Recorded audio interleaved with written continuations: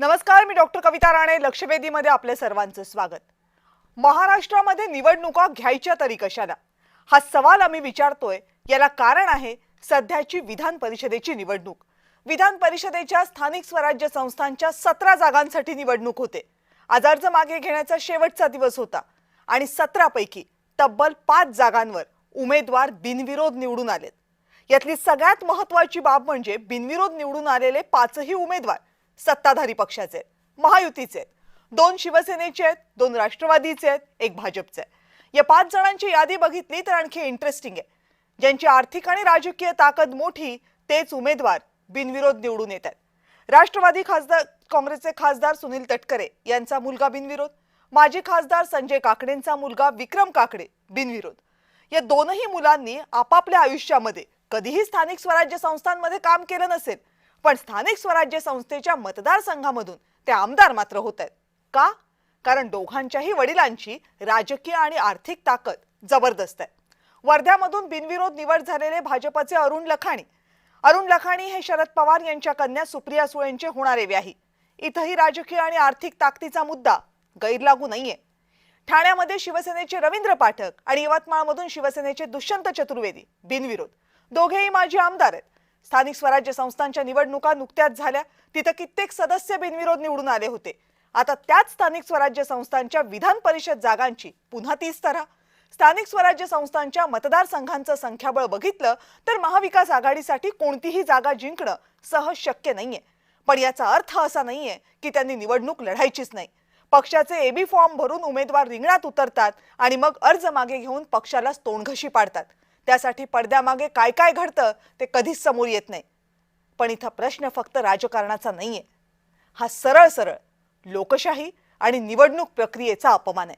यावरच बोलायचंय, पण त्या अगोदर पाहूयात या संदर्भातला स्पेशल रिपोर्ट.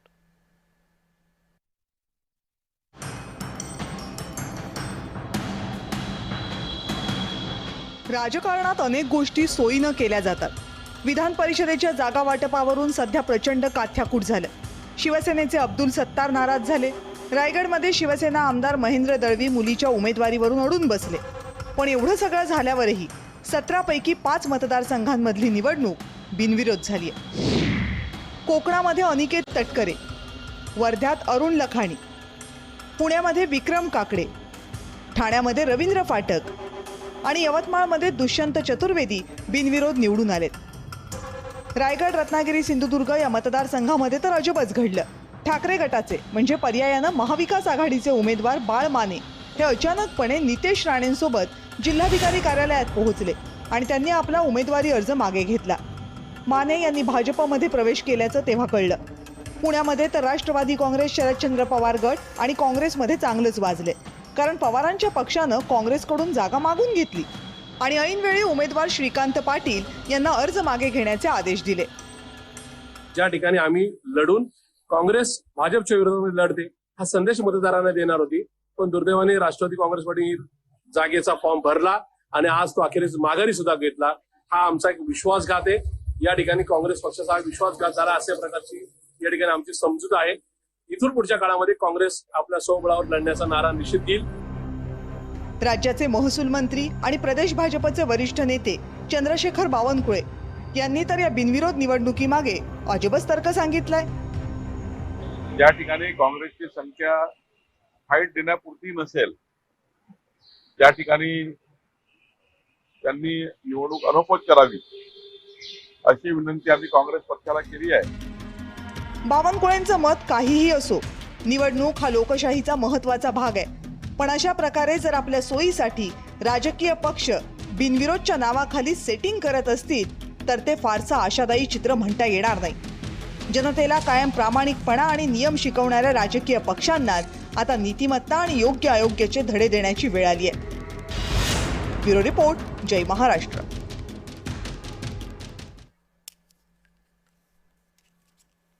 या संदर्भात बोलण्यासाठी आता आपल्या सोबत आहेत शिवसेनेचे प्रवक्ते अभिजित बोराटे. अभिजितजी नमस्कार. नमस्कार. ठाकरे गटाचे प्रवक्ते ॲडव्होकेट जयेश वाणी आपल्या सोबत आहेत. जयेशजी नमस्कार. जयजी, माझा आवाज येतोय आपल्यापर्यंत? हो हो हो हो येतोय. नमस्कार. राष्ट्रवादी काँग्रेस जय शरदचंद्र महाराष्ट्र. पवार पक्षाचे प्रवक्ते महेश चव्हाण आपल्या सोबत आहेत. महेशजी नमस्कार. कविताजी नमस्कार. बरं, जयजी, पहिल्यांदा सुरुवात तुमच्यापासून करूयात. म्हणजे काय नेमकं झालंय की निवडणूक लढायची नाहीये की काय झालं? म्हणजे रायगड, रत्नागिरी, सिंधुदुर्ग, ज्याला कोकण विधान परिषद म्हणून म्हटलं जातं, तिथे तुम्ही एका उमेदवाराला उमेदवारी दिली. त्यानंतर तो उमेदवार भाजपच्या नेत्यांसोबत जातो जिल्हाधिकारी कार्यालयामध्ये आणि अर्ज मागे घेतो. तुमच्या पक्षावर वचक नाहीये असं म्हणायचं की निवडणुकांच्या बाबतीमध्ये तुमच्या पक्षातले ज्यांना तिकीट दिलेलं आहे ते पूर्णतः कन्व्हिन्स नाहीयेत असं म्हणायचं, की याचा दोष तुम्ही विरोधकांना देताय? कविताजी, सगळ्यात पहिल्यांदा तर बाळ मानेंची पक्षामधून हकालपट्टी झाली आहे हे अत्यंत स्पष्टपणे मी नमूद केलं पाहिजे. या प्रकारच्या बातम्या आपण बघितल्या असतील दुपारपासून. येस. पक्ष शिस्त म्हणून त्यांना ताबडतोब पक्षातून निलंबित केलं गेलंय. माझा एक छोटासा वेगळा प्रश्न आहे कविताजी. माझं असं म्हणणं आहे की ज्याच्या घरात चोरी झाली आहे ना, तुम्ही त्याला का प्रश्न विचारताय? ज्यांनी चोरी केली आहे त्याला प्रश्न विचारला पाहिजे की नाही? एक वकील म्हणून माझं अगदी सोपं मत आहे. बर. चोरी आमच्या घरात झाली आहे, आम्ही खरं तर व्हिक्टीम आहोत. बर. तर तुम्ही आम्हाला प्रश्न विचारण्याऐवजी तुम्ही त्या लोकांना प्रश्न विचारला पाहिजे ज्या लोकांनी ही चोरी केली आहे. लोकशाहीमध्ये जेव्हा चोरी करावी लागते ना, तेव्हा हे गणित अत्यंत स्पष्ट आहे की पायाखालची वाळू सरकली असते. हे माहिती असतं की लोक आपल्याला निवडून देणार नाही. आपण चांगल्या मार्गाने, गैरमार्गाने पैसे ज्यावेळेस व्यक्ती कमवू शकत नाही ना, तेव्हा तो चोरीच्या मार्गाला लागतो. हे जे काय आज प्रकरण घडलेलं आहे, हे फक्त उमेदवारी अर्ज परत घेणं नाहीये, ही सरळ सरळ चोरी आहे. चोरी, याला चिंधी चोरी म्हणावी का तर तसं समजा. कारण जर समजा ताकद असती तर निवडणूक लढले असते, निवडणूक होऊ दिली असती. मला कौतुक बाळ मानेंचं वाटतं यासाठी की ते म्हणतात घोडेबाजार होऊ नये म्हणून मी उमेदवारी मागे घेतली आहे.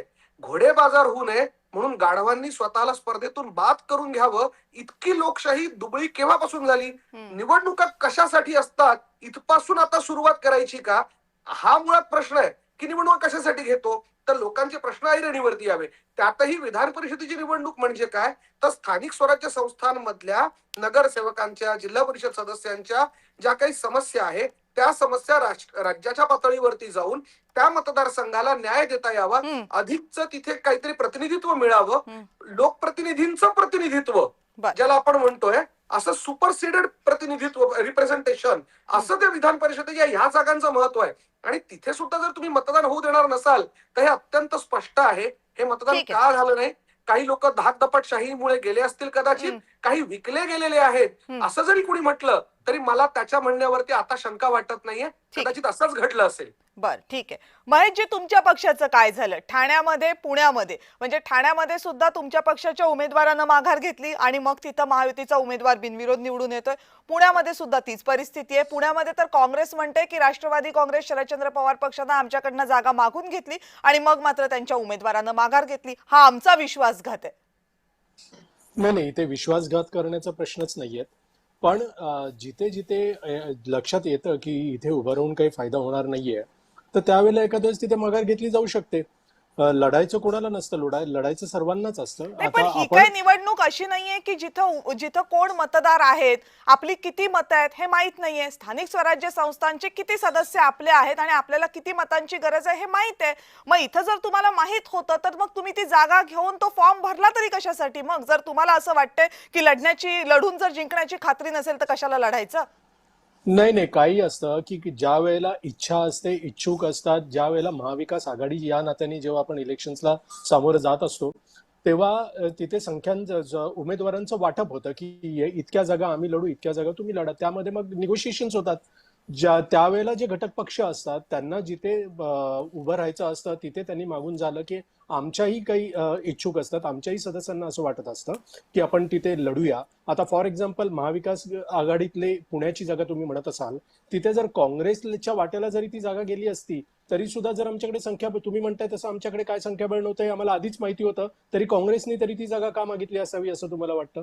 की प्रत्येकाला जिथे माहिती आहे की इथे आपण जिंकू शकत नाही तरी सुद्धा तिथे उभं राहणं ही त्या पक्षाची गरज असते. ती इलेक्शन्स असेच त्यातून माघार घेता येत नाही. पण ऐन वेळेला ज्या वेळेला त्यांना काही जो निवडणुकीला उमेदवार उभा राहतो, आता मला हे बोलायचं नाही पण आता बोलावं लागतंय ते याच्यासाठी की आता तुम्ही घोडेबाजार वगैरे या सगळ्या गोष्टींवर चर्चा केलीत, तर त्या उमेदवाराला शेवटच्या मोमेंटला जर असं वाटत असेल की घोडेबाजार होणार आहे आणि मी तितके पैसे किंवा तितका पुरू शकत नाहीये तिकडच्या लोकांना किंवा मतदारांची जी काही अपेक्षा असेल ती मी पूर्ण नाही करू शकत आहे, तर त्यावेळेला त्या मतदारांनी त्या उमेदवारांनी माघार घेतली असेल. पण त्याच्यासाठी काय उमेदवारी माघारी हा काय एकमेव मार्ग आहे का? म्हणजे मैदान सोडून पळून जायचं?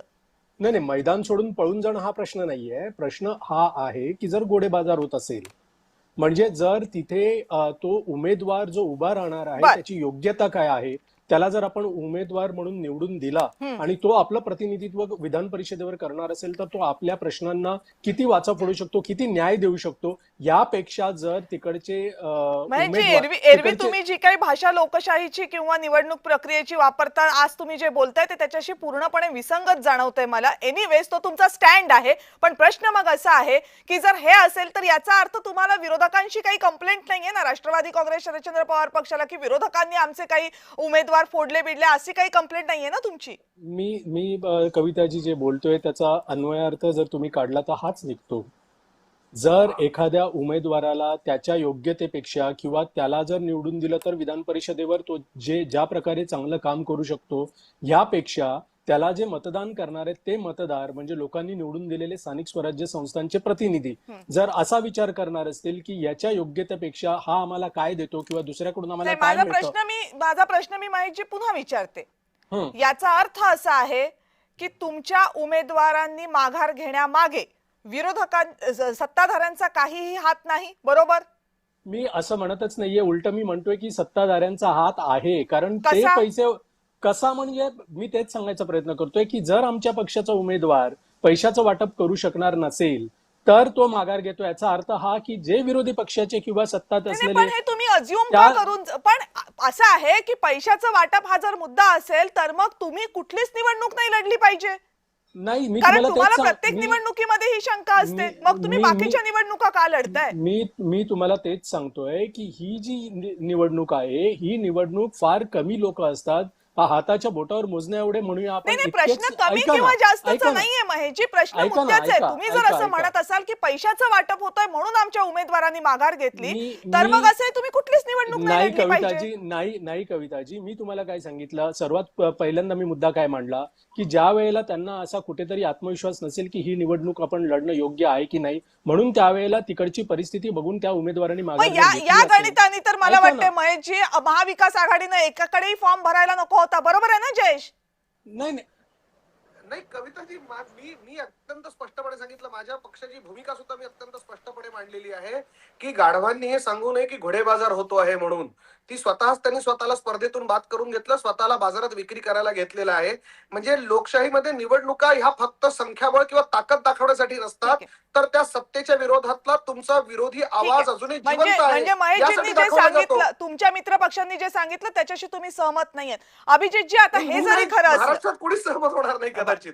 नाही, मी स्वतः नाहीये, कारण ते एरवी जी भूमिका मांडतात ते अगदी लोकशाही आणि निवडणूक प्रक्रिया या सगळ्याच्या चौकटीत असतात. आज मला कळत नाही की त्यांना अशी भूमिका का घ्यावी लागते. कविताजी, मला एकदा बोलायची संधी द्या. बोला. नाही, मला हेच म्हणायचं की मी लोकशाही विरोधी बोलतच नाहीये. नाही, मी असं नाही म्हणत आहे. एक मिनिट बाईची काहीतरी गैरसमज होते. मी मुळीच असं म्हणत नाही की तुम्ही लोकशाही विरोधी बोलताय म्हणून. फक्त मी आज म्हणते की तुम्ही एरवी जी भूमिका मांडतात त्या भूमिकेशी तुम्ही आज जे काही बोलता ते सुसंगत नाहीये. म्हणजे हे महेशजी आम्हाला माहित नाहीयेत, ही राष्ट्रवादी काँग्रेस शरदचंद्र पवार पक्ष आम्हाला माहित नाही की आमच्याकडे मतं नाहीयेत म्हणून आम्ही भरलेला अर्ज मागे घेतला. नाही, मी असं म्हणतच नाहीये. मी काय म्हणतोय की आम्ही माझ्या बहुतेक बोलण्याचा चुकीचा अर्थ निघतोय.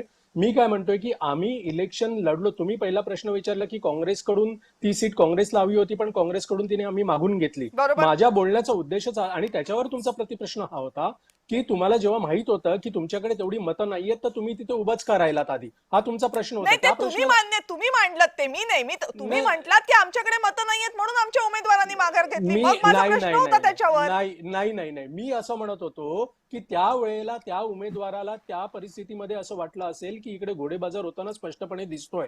जर मतं आधी नव्हती त्यावेळेला तरी सुद्धा मला एक गोष्ट सांगा, आपल्या लोकशाही प्रक्रियेमध्ये आपल्याला ही संविधानाने आपल्याला ही अनुमती दिलेली आहे की नाही की जरी तुमच्याकडे मतं नसतील तरी तुम्ही इलेक्शनला उभे राहू शकता?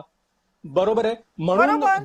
ज्यांच्याकडे मतं नाहीयेत ते पक्ष सुद्धा उभे राहतात. एक्झॅक्टली, तोच तर सवाल आहे ना. मग एक्झॅक्टली घोडे बाजाराचं एक्झॅक्टली कारण ऐका देऊन तर माघार काय येत आहे? मग मी तेच सांगतोय की ज्या वेळेला हे स्पष्ट त्यांनी ते उभे राहिले, पण ज्या वेळेला एखाद्या वेळेस मी असं सांगत नाही की त्या कारणामुळेच त्यांनी माघार घेतली, एखाद्या वेळेस त्या उमेदवाराला म्हणजे असं तुमच्या वाटलं पक्षाच्या असावं. उमेदवारांनी का माघार घेतली याचं कारण तुम्हाला स्पष्टपणे माहित नाही. महेशजी कमाल आहे. चला नाही, बोला नाही. अभिजितजी, येते परत तुमच्याकडे. बोला अभिजितजी.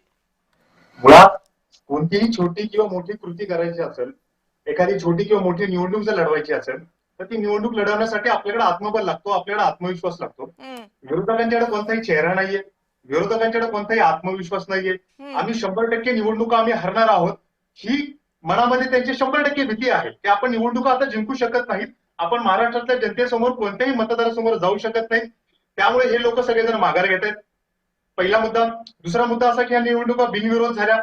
बिनविरोध निवडणुका ज्या ज्या ठिकाणी झालेल्या आहेत तिथल्या विरोधकांच्या माध्यमातून काही उमेदवारी मागे घेतली. तुम्ही का घेतले? आता पलीकडे तिकडे बाळूमानेंनी उमेदवारी मागे घेतली, त्यांना उमेदवारी देऊन सुद्धा ते माघार घेत असेल तर त्या काँग्रेस पक्ष असेल, शरद पवारांचा पक्ष असेल, उद्धव ठाकरेंचा पक्ष असेल, यांच्याकडे कोणताही निवडणूक लढवण्यासाठी चांगला ताकदीचा उमेदवार नाही किंवा यांच्याकडे कोणताही चांगला चेहरा नाहीये. यांना माहितीये की महाराष्ट्रातील जनता आपल्या पाठीमागे या उभी राहू मानेंच्या शकत नाही. उमेदवारीकडे नका बोराटेजी जाऊ. तुम्हाला सत्ताधारी पक्षातले मंत्री त्यांना घेऊन जिल्हाधिकारी कार्यालयात जात असतील आणि फॉर्म मागे घेत असतील तर त्याच्यावर प्रश्न उपस्थित केले पाहिजे. त्याच्यावर प्रश्न आपण उपस्थित करूयात. अजितजी झाले आहेत जॉईन, ते देतील त्याच्यावर नंतर उत्तर. तुम्ही आधी तुमचं पण उत्तर पूर्ण करा. की या निवडणुका महायुती 100% जिंकू शकते. त्याच्यामुळं आमचा उमेदवार अत्यंत ताकदीने या मतदारांसमोर जात आहे. आणि महाविकास आघाडी किंवा या विरोधकांचे जे कोणी उमेदवार हे माघार का घेत असतात तर त्यांना निश्चित खात्री आहे की आम्ही निवडणुका जिंकू शकत नाही.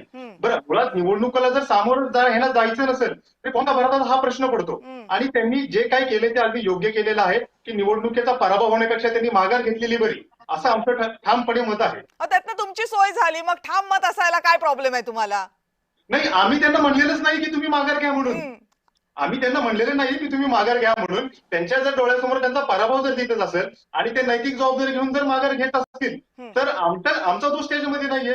त्यांचे पक्षाचे अध्यक्ष, त्यांचे पक्षाचे प्रमुख, त्यांचे वरिष्ठ लोक सांगतात की अरे तू निवडणूक लढव, तू निवडणूक लढव. पण ही उमेदवार जर निवडणूक लढायला जर तयार नसतील तर तुम्ही महायुतीला किंवा सत्ताधारी पक्षाला दोष देऊन काही उपयोग नाहीये. प्रश्न खरं तर त्यांना विचारणं आवश्यक आहे. ठीक आहे. अजितजी, या सगळ्यामधला एक खूप गंभीर मुद्दा आज समोर आलेला आहे. म्हणजे मला वाटतं तुम्ही चर्चेला येण्या अगोदर जयेश वाणींनी तो मांडला. रायगड, रत्नागिरी, सिंधुदुर्गच्या मतदारसंघामध्ये जे झालं ते प्रश्नचिन्ह उपस्थित करणार आहे.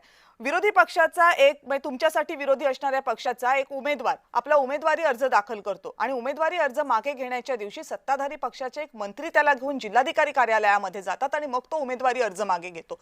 याच्यामध्ये कुठली निवडणूक प्रक्रिया आणि कुठली लोकशाही प्रक्रिया अशी आहे की ज्यावर प्रश्नचिन्ह उपस्थित करता येणार नाही? कविताजी, आपला आक्षेप अगदी बरोबर आहे. आपण तिकीट देत असताना आपला कार्यकर्ता विचाराचा पक्का आहे का, तो क्षमतावान आहे का, तो ही निवडणूक लढू शकेल का, तो कुठल्या दबावाला बळी तर पडणार नाही ना, याची खातरजमा करून तिकीट पार्टीनं दिलं पाहिजे होतं.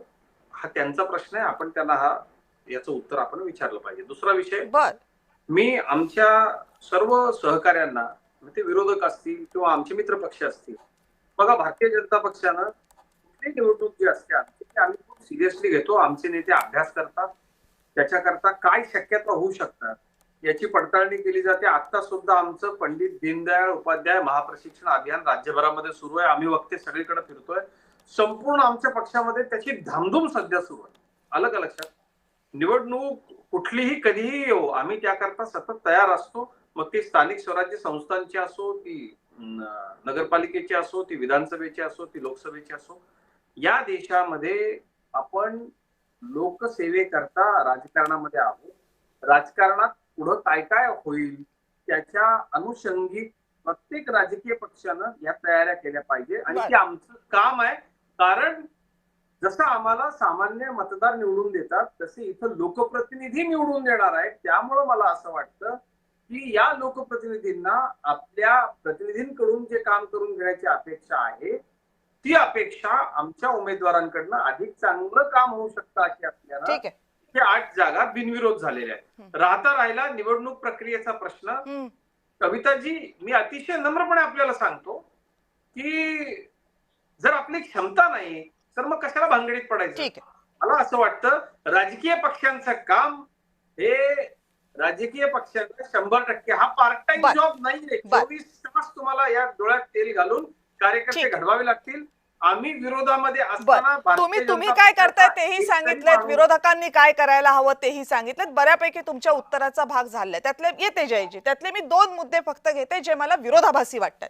तुम्ही पहिले उत्तराची सुरुवात करताना असं म्हटलात की विरोधकांनी आपला उमेदवार निवडताना दबावाला बळी न पडणारा उमेदवार निवडायला हवा, आणि तुमचा दुसरा मुद्दा होता की भारतीय जनता पक्ष निवडणूक सिरियसली घेते. मी हा प्रश्न फक्त कोकणामध्ये आज जे काय झालं त्याच्या अनुषंगानं विचारतेय.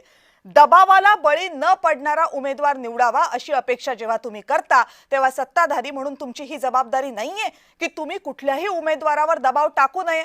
जर तुम्हाला असं वाटतंय की विरोधी पक्षाच्या उमेदवारावर दबाव टाकला गेला आणि तो बाहेर आला, तिथे आला आणि त्याने अर्ज मागे घेतला, तर मग तो दबाव कुणी टाकला? पहिला प्रश्न. आणि दुसरा प्रश्न, जर भारतीय जनता पक्ष निवडणुका कायम सिरियसली घेतं असं जर तुम्ही म्हणत असाल तर मग विरोधी पक्षाचा उमेदवार आपल्या मंत्र्याबरोबर पाठवून त्याचा अर्ज मागे घेण्याची नेमकी काय गरज?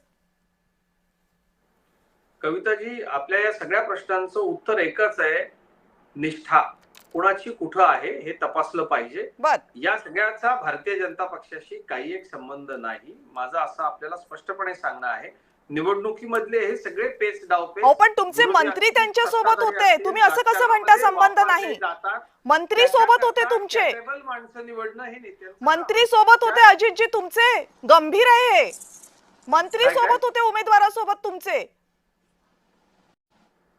नाही, एक गोष्ट आपण लक्षात घ्या, मंत्री सोबत होते उमेदवारावर. अहो, माझ्या पक्षानं जर मला तिकीट दिलं आणि उद्या स्वर्गातून देवानं जरी येऊन सांगितलं, पण माझ्या पक्षानं जो आदेश, पक्षाच्या आदेशाच्या विरोधामध्ये वागणार, त्यांचा उमेदवार अत्यंत कमकुवत निघाला असं म्हणू, त्यांचा उमेदवार कमकुवत निघाला असं म्हणू. त्यांनी त्यांचा उमेदवार एकटा कसा सोडला? भारतीय जनता पक्षाचे त्यांनी एकटा सोडला म्हणून तुम्ही धरावा असं होत नाही ना. काय त्यांनी एकटा सोडला म्हणून तुम्ही धरावा असं नाही होत ना. माझं आपल्याला स्पष्टपणे सांगणं आहे, या निवडणुकांमध्ये सर्व पद्धतीचे पेच डावपेच वापरले जातात. बर, म्हणजे हा डावपेच किमान, चला तुम्ही आता हे तरी मान्य केलं की हा डावपेच होता. आता बोला जयेशजी, तुम्हाला तो डावपेच कळला नाही? असा आहे की ज्यांची क्षमता नाही त्यांनी निवडणुका लढू नये. बर. येते महेशजी तुमच्याकडे येते.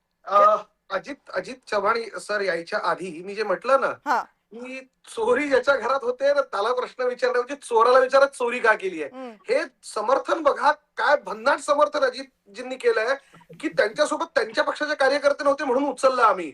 ही तीच मानसिकता आहे की महिला रस्त्याने एकटे, महिलावरती जर अत्याचार झाले तर महिला एकटी का जात होती, तिने भावाबरोबर का गेली नाही? ती मनुस्मृती सांगते ना की भावाबरोबर, वडिलांबरोबर, मुलाबरोबरच महिलेने बाहेर निघावं. ही ती मानसिकता आहे. म्हणजे या राज्यामध्ये एकटं दुखतं फिरणं किंवा कोणी सोबत नसणं यासाठी सरकार सुरक्षेची गॅरंटी घेणार नाही, तर सरकार पळवा पळवीची.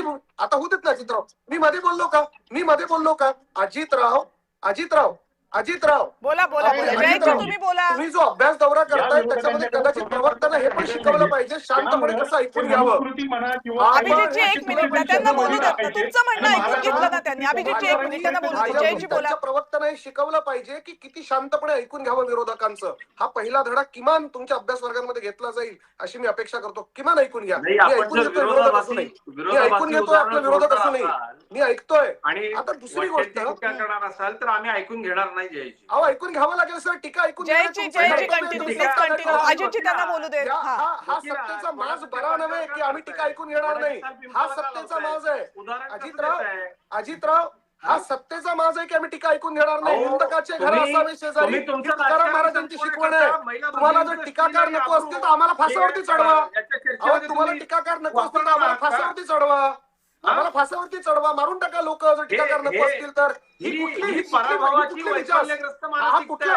कुठली मिजाजखोरी की आम्ही टीका ऐकून नाही घेणार? आम्ही टीका ऐकून नाही घेणार, तुम्हाला ऐकून घेतली पाहिजे. तुम्ही सत्ताधारी आहात, आम्ही टीका करणार, तुम्ही ऐकून घेतली पाहिजे. टीकेला उत्तर द्या, टीकेला उत्तर द्या.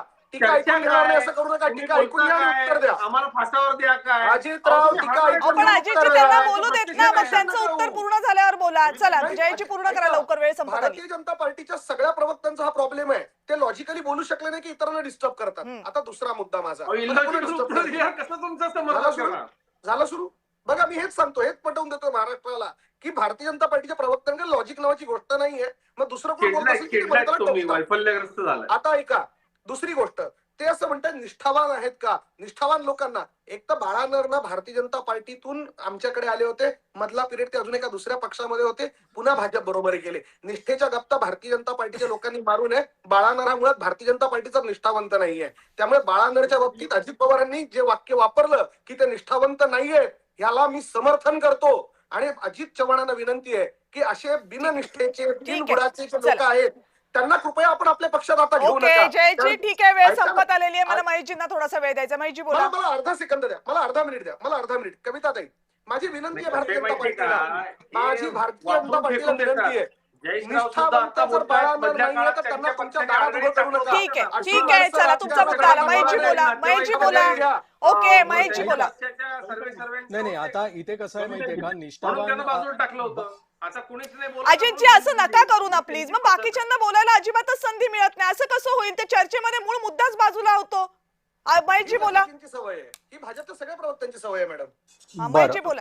बरं मला इथे आता हेच म्हणायचं आहे की आता भाजपचे महेशजी प्लीज कंटिन्यू करा तुम्ही. भाजपचे प्रवक्ते आता दोन गोष्टींचा उल्लेख त्यांनी केला. एक निष्ठावान, जर निष्ठावान त्यांच्याच पक्षात आहेत तर मग जे बंडखोर त्यांचे उभे होते आणि त्यांनी आज जी माघार घेतली ते निष्ठावान नव्हते का?